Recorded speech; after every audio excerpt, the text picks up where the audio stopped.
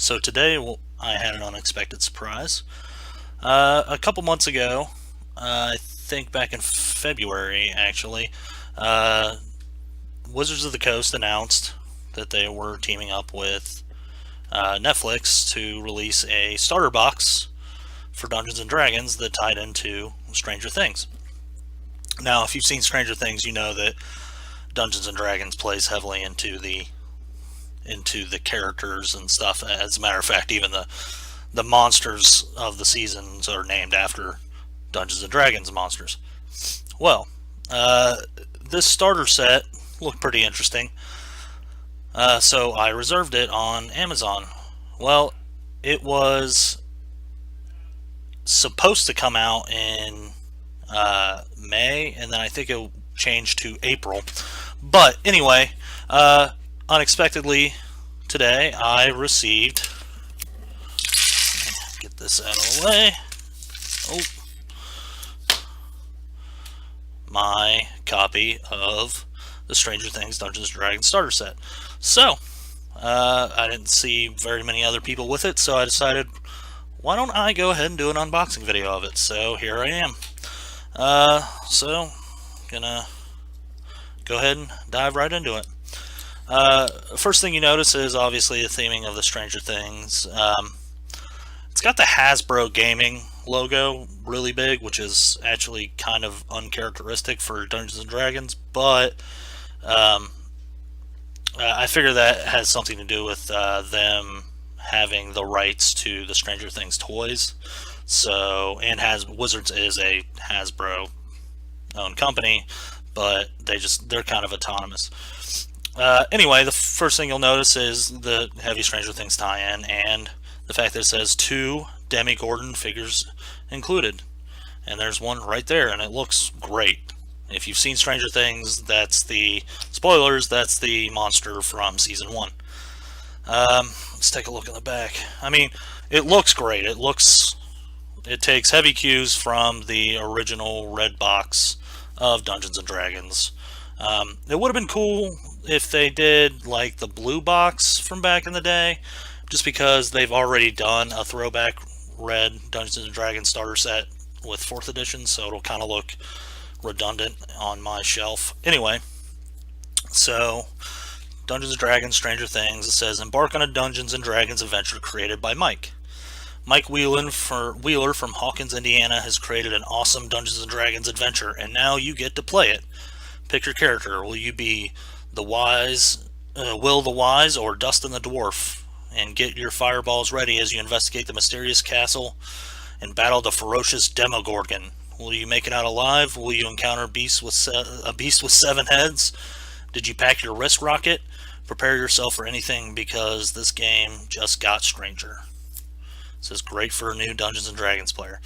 So yeah, it's completely new adventure.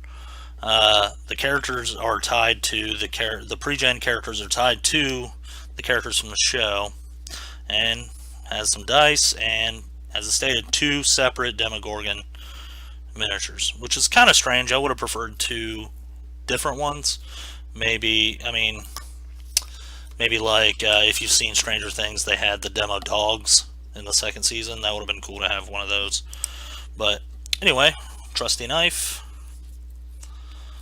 Let's get this thing open. Alright. Do do do do do do do do do do do do do do do. I don't know why I cut all 4 sides. I didn't need to, but I just like to be sure.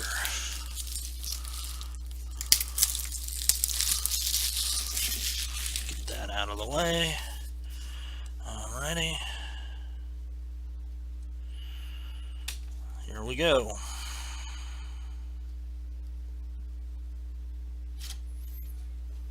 Oh wow. Right off the bat, it's a lot of empty box space. Okay, so here are the dice. Good old standard. They're the same set of blue dice. I actually really like them. Same set of blue dice that came comes with the standard starter set for 5th edition. Put that over here.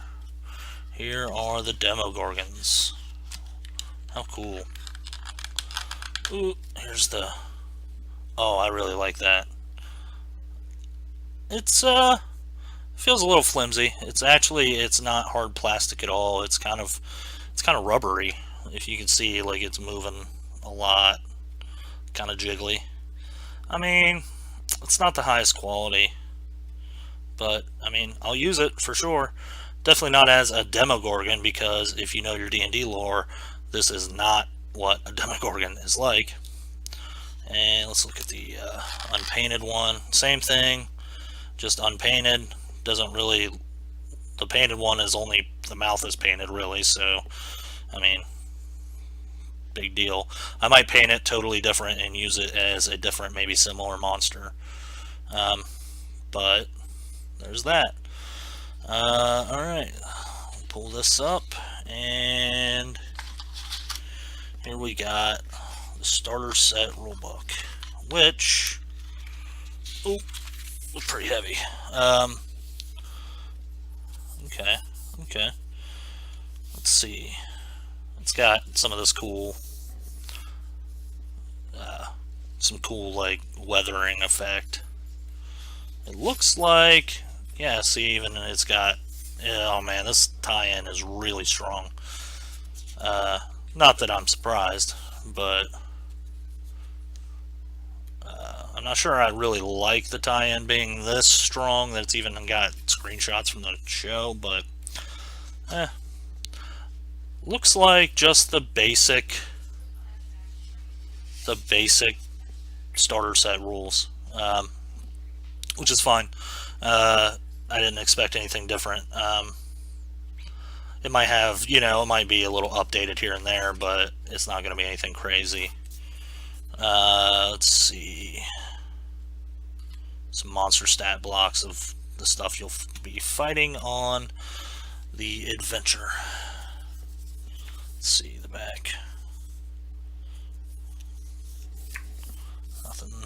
Nothing crazy there. Now here is what I'm really interested in. The adventure book, Hunt for the Thessalhydra, a D&D campaign by Mike Wheeler. I don't want to give too much away by... Oh, wow, cool. Drawn by Will the Wise himself.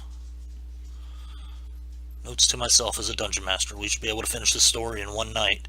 Maybe a long weekend if Dustin really gets caught up in role-playing. But don't rush it. As long as everyone is having fun, let's take as long as necessary. It's all about the fun. Describe each scene. Tell them what their characters see and hear and feel at the start, and then just let them go. They say what the characters do, and I tell them what happens. But don't take control of their characters. I control everything else. The monsters, non-player characters, and even the environment, like traps, and the dice reveal how things turn out. All creatures written with an underline can be found in the monster section of the rulebook. Don't worry too much about getting the rules right or being perfect as a DM. Just relax, let things happen naturally, and enjoy playing the game. If things get confusing, especially in combat, do what seems fair and move on. Like the rulebook says, my job as DM is to make sure everyone has a good time and that the story moves along smoothly. Heck yeah, that's true. Oh, I like that it's like written the way it's written. Let's see. This looks kind of cool. I hope it looks like very simple, which is cool, but I'm curious, like, okay, there we go. And that is it. Just room for notes, and yeah. I'm interested to really dive into it and see how good that adventure is.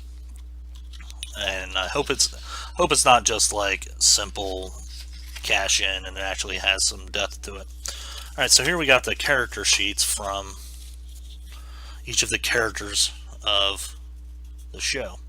Okay, so that's interesting. Right away I noticed that you start as level 3 instead of level 1, like the standard starter pack. So here we've got no character name, so this must be not be someone specific from the show. A Hill Dwarf Bard. That's interesting. I like it. Let's see. I'm curious. What are they? A. Doesn't say. Let's see. I was curious what they. I don't know what their character subclass was. Here we've got a level 3 cleric wood elf. Cool. Here we've got a level 3 human paladin. Here we've got a level 3 half orc ranger and a level 3 half elf wizard. And that's that.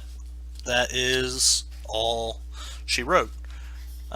It seems a little light, but to be honest, so was the other starter set. And it was completely saved by the fact that it has a fantastic adventure. So it'll all be about how good this adventure is. To be honest, I'm not expecting a whole lot, but hopefully I'm proven wrong. I definitely want to play it regardless, just to try it out, just for fun. But yeah, that is the Dungeons and Dragons Stranger Things starter set. Thank you for watching, and I'll see you around. Take care.